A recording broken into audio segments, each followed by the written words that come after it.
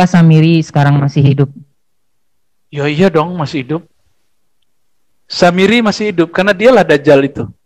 Dan dia termasuk yang disebutkan dalam Al-Quran minal munzarin, orang-orang yang ditangguhkan nyawanya. Jadi yang ditangguhkan itu Pak di kalangan manusia itu dari kalangan Nabi ada Nabi Khidir, ada Nabi Ilyas.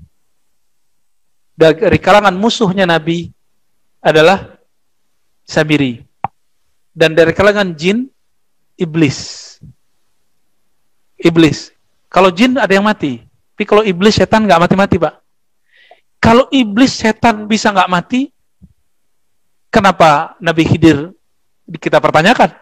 Emang susah bagi Allah memanjangkan umur Khidir? Enggak susah.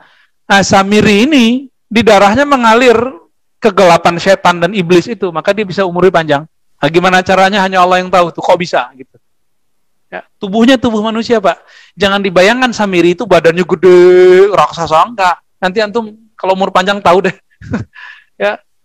Kalau di hadis kan disebutkan berbulu apa, itu riwayat Tamim Ad-Dari. Tamim Ad-Dari seorang pelaut lalu terdampar di satu pulau dan dia karena ketakutan ya, yang dia lihat tuh gede, yang diceritakan tuh gede berbulu. Maksud gede di situ badannya kekar, bukan berarti badannya besar. Di zaman itu masih terpenjara dalam jeruji. Ya mungkin zaman siapa kita nggak tahu. Dan sekarang sudah keluar Pak dari penjaranya. Dia main-main di pulau itu. Tapi di mana pulaunya? Allahu a'lam. Ustadz, segitiga bermuda. Ya salam ya. Jangan cocok logi deh. Kalau kita nggak tahu, kita bilang nggak tahu. Memang dalilnya nggak ada, nasnya nggak ada. Kita ceritakan saja yang mana kita tahu. Yang sampai kepada kita. Ya. Gimana Ustadz? Khalas, masih ada? Satu pertanyaan lagi mungkin Ustadz. Dari Bapak Darmawan, Assalamualaikum Buya. Di dalam surat Al-Kahfi disebutkan Ya'juj dan Ma'juj akan keluar ke dunia. Mana yang lebih keluar? Ad-Dajjal atau Ya'juj dan Ma'juj? Kalau Ya'juj Ma'juj kita bahas sendiri aja kali ya. Karena Ya'juj Ma'juj itu setelah Al-Mahdi berkuasa 7-9 tahun, rasanya seperti ratusan tahun. Sebagaimana Dajjal 40 tahun, padahal cuma 40 hari, nanti baru muncul Ya'juj Ma'juj. Dan jangan cocok logi, jangan tuduh negara tertentu. Ya, matanya sipit. Dulu yang disebut mata sipit di hadis orang Turki, tapi bangsa Turki beda dengan negara Turki. Ya kan? Beda. Bangsa Turki Pak, beda dengan negara Turki. Bangsa Turki itu sampai ke Uzbekistan, Turkmenistan, Azerbaijan, Mongolia, semua itu disebut Turki. Matanya sipit-sipit, tapi badannya gede-gede. Nah, Ya'juj Ma'juj itu sudah dikunci oleh Zulkarnain. Nah, nanti pembahasannya panjang. Kita bedah itu surat Al-Kahfi, lalu masuk ke hadisnya. Insya Allah. Nanti Bapak paham apa yang disebut zombie. Zombie yang lebih dahsyat dari zombinya Dajjal. Ya, jadi Dajjal itu nggak ada apa-apanya dibanding Ya'juj Ma'juj. Ya, semoga nggak ketemu lah antum. Ya, sebelum nanti terjadi Allah kasih hadiah, kita tenang aja insya Allah ya. Ya, masa diketuk-ketukin terus. Kaif, apa pertanyaannya? Apakah Al-Mahdi mengetahui dirinya Al-Mahdi? Iya betul Ustaz. Ya tahu dong. Masa wali nggak tahu dirinya wali? Bedanya Nabi Muhammad ini cara mengenalnya dengan mengenal Nabi Muhammad Sallallahu Alaihi Wasallam. Semakin kita kenal sosok Nabi Muhammad, semakin mudah nanti mengenal Al-Mahdi. Suatu kali datang Abu Dzar kepada Nabi Sallallahu Alaihi Wasallam. Apa kata Abu Dzar? Ya Rasulullah, kaifa arafta annaka nabiyyun? Ya Rasulullah, bagaimana caranya engkau tahu bahwa engkau itu Nabi? Jadi sudah dikasih tahu, Pak. Dijawab oleh Nabi, inilah jawaban untuk Al-Mahdi. Kata beliau, satu kali aku sedang main-main dengan saudara susuku, anak Halimah Sa'diyah, ya, di perkampungan Bani Sa'ad. Tiba-tiba datang dua malaikat bersayap besar, ngomong, huwa-huwa, gitu. Dia enggak orangnya. Jadi malaikat pun nanya, satu Jibril, satu Mikail, Jibril, emang dia? Gitu. Ente yakin? Iya kata Jibril. Diambil Pak, dipegang oleh Mikael, dibedah oleh Jibril, dibersihkan. Tapi karena Jibril bukan makhluk fisik, maka pembersihannya bukan pembersihan fisik. Itu sebabnya ketika dibedah nggak berdarah. Gitu. Ya, cuma kelihatan oleh vision matanya seperti dibedah dan ada bekasnya. Siapa yang melihat? Anas bin Malik. Anas berarti melihat dengan mata kasyaf. Karena sahabat yang lain lihat nggak ada bekasnya. Tapi kok Anas lihat ada bekasnya? Berarti Anas dikasih penglihatan rohani. Kira-kira begitu, ya? Dahsyat nggak tuh? Jadi kalau antum nanya, Mahdi tahu nggak dia Mahdi? Sama, kisahnya juga begitu. Al-Mahdi waktu kecil pasti dibersihin oleh Allah. Karena Al-Mahdi itu pewaris Nabi plok sama. Maka kejadiannya mirip. Bedanya, beliau adalah Muhammad Rasulullah. Kalau ini, Muhammad Khalifatullah. Sama-sama Muhammad, Pak. Sama-sama Ahmad. Satu Ahmad Rasulullah, satu Ahmad Khalifatullah. Beda pangkat. Karena beda pangkat ya nggak bisa sama. Karena sekarang gentingnya luar biasa. Seperti Abu Thalib dulu poles Nabi Muhammad biar nggak ketahuan itu Muhammad. Disuruhlah ngapain? Disuruh gembala. Jadi orang Yahudi nggak percaya. Masa Nabi akhir zaman gembala domba? Nggak percaya mereka ya. Mirip-mirip lah kira-kira begitu.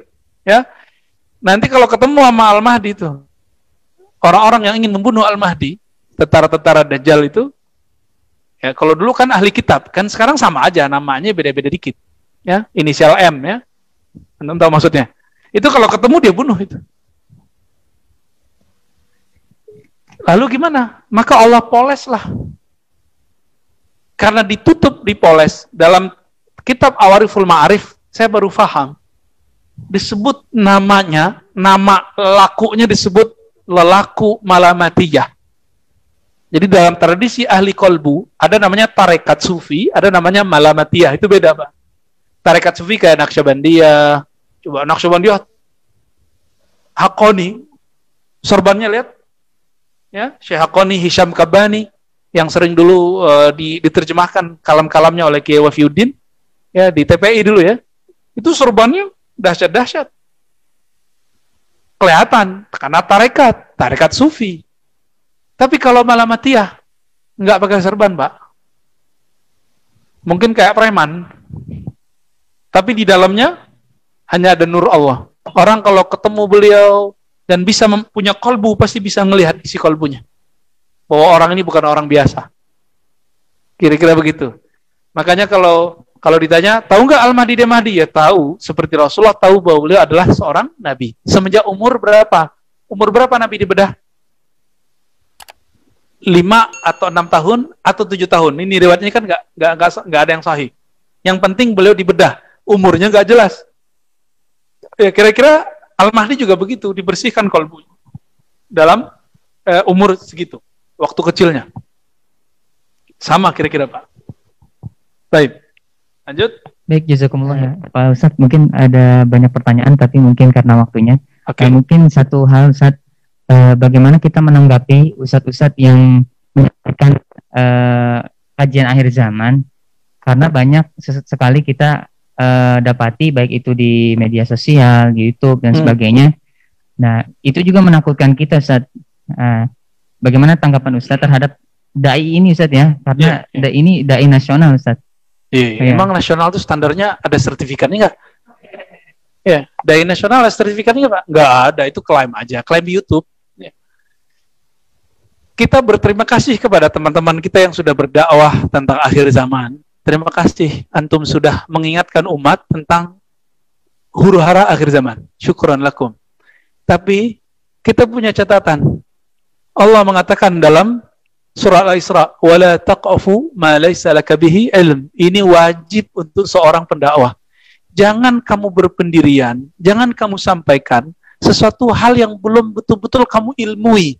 Apa arti ilmu bahasa Arab? Al-ilmu ma'rifatu syai' ala ma kan.